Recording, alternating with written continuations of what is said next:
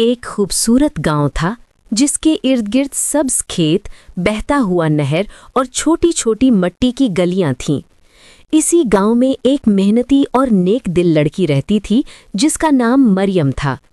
मरियम पढ़ाई में अच्छी थी, मगर जैसे जैसे इम्तिहान करीब आ रहे थे वो बहुत घबराने लगी। उसे लगता था कि अगर उससे कोई सवाल न आया तो सब उसका मजाक उड़ाएंगे। अम्मी, मुझे कुछ याद नहीं रहता, मेरा दिल नहीं चाहता पढ़ने को, मैं क्या करूं?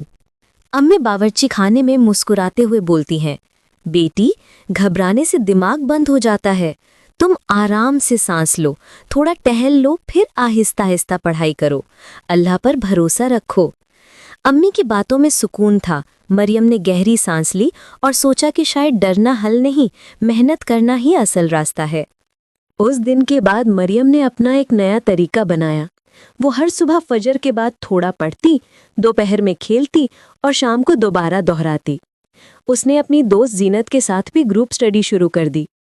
वाह मरियम, अब तो हमें सब याद हो जाएगा। हाँ, अब मैं नहीं घबराऊंगी, मैं मेहनत करूंगी, बाकी अल्लाह पर छोड़ दूंगी। आखिर इम्तिहान का दिन आ गया। मरियम ने कलमा पढ़कर पर्चा शुरू किया।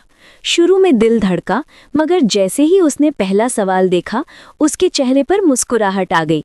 वही सवाल था जो उसने कल रात दोहराया था। इम्तिहान के बाद मरियम घर आती है, अम्मी के गले लगती है। अम्मी, सब ठीक हो गया, बिल्कुल वैसा ही आया जैसा मैंने पढ़ा था।